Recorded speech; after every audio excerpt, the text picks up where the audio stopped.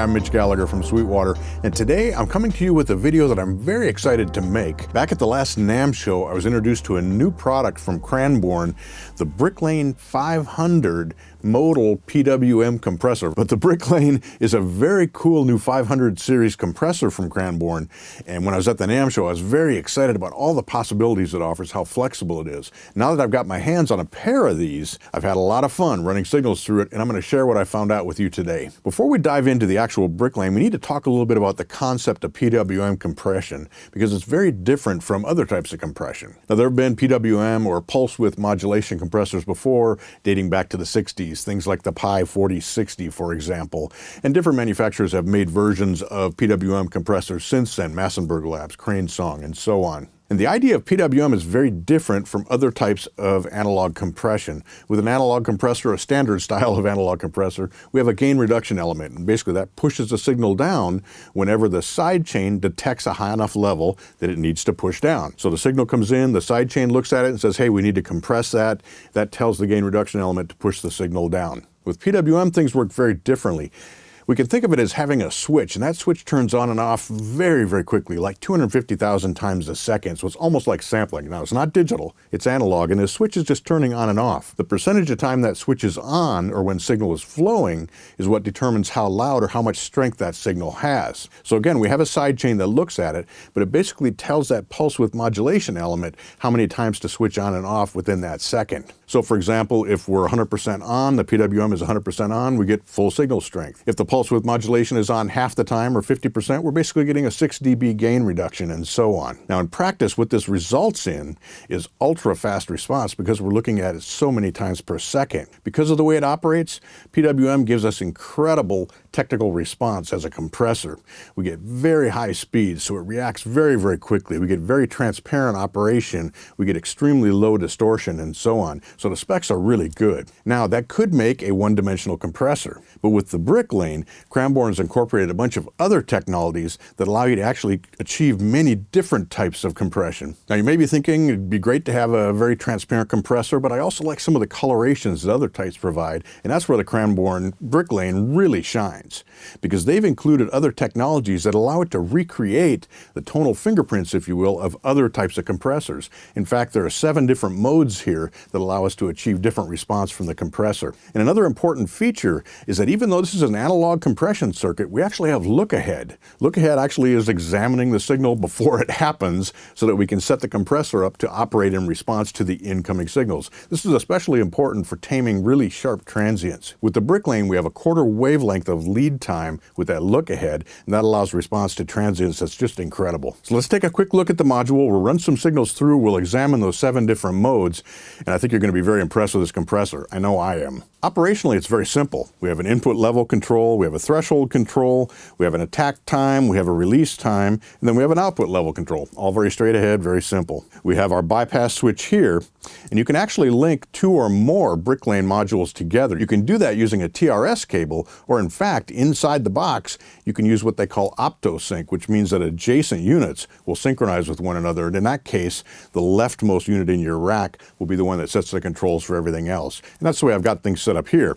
This one is in charge, and this one is following right along using optosync. We have a third switch here on the front panel, and this has several different functions for us. The one you'll probably use the most is using it to move through the different modes. You can see the little lights are changing there, and we're moving through the different types of compression that are available. Now, if we push the other way, you can change a variety of different parameters. For example, you can set the side chain filter frequency. And inside, there's a dip switch that turns on what's called Enigma. And Enigma allows you to use this switch with short presses and long presses to access a variety of hidden functions. So you can really get in and fine-tune the compression of the Bricklane. But for most of us, you'll find that the way things are set up right out of the box, Cranborne's really optimized it for incredible operation in all 7 of the modes. The final control here on the front panel is labeled stress, and like the Camden preamp and the HE2 equalizer, the Carnaby, this stress allows us to add harmonic saturation to the signal. It's actually a multi-band harmonic saturator. We'll hear that in action, but it allows you to bring out different characteristics within the signal and change the tone of what's happening. It's a very powerful feature. As I mentioned, we have 7 different types of compression that are available from the Bricklane. The first of these is Velvet, and it emulates a Verimute tube compressor. Next up, we have Float, which is an opto compressor, and then we have Smash, which is an FET compressor. Tame uses a triple side chain to get transparent compression, but still with tight control over the transients. Glue is the familiar bus compressor style. The final mode is Polish, and it can be set to two different modes within itself. The first of these, when the white light is on, is a very, very fast peak limiter. The second of these, when the blue light is on, is more of a mastering style limiter. With all that said, let's run some signals through the brick lane. I've got a pair of these that are linked up in stereo, and we'll start with the drum kit. I've got stress turned all the way down. I'm going to set my threshold about here. We'll leave the settings the same, and I'm going to move through the 7 different modes so you can hear the effect that each of those have.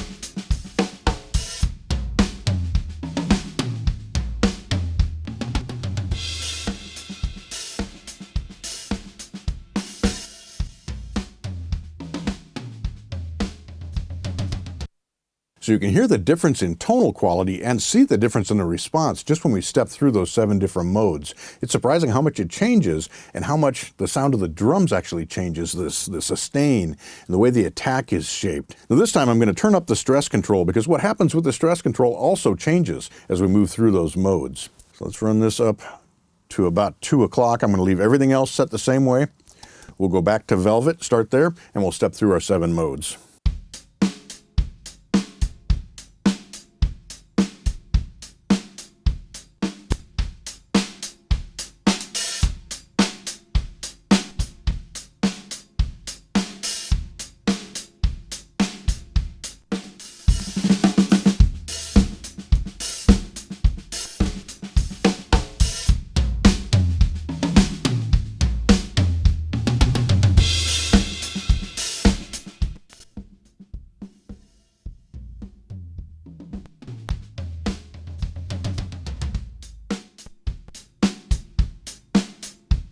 Now, of course, on our 2 peak limiting modes there, we're really squashing things down. Let me drop that down a little bit so we can hear those a little bit more clearly.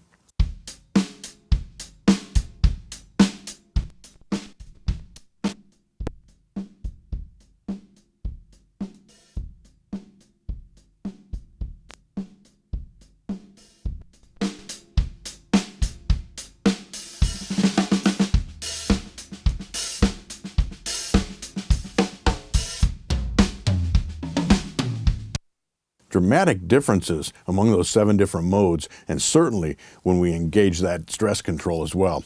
Now let's put an electric bass through here. I'm going to again turn off the stress. I'm going to set us back to a threshold here. We'll leave everything else the same, and let's play an electric bass.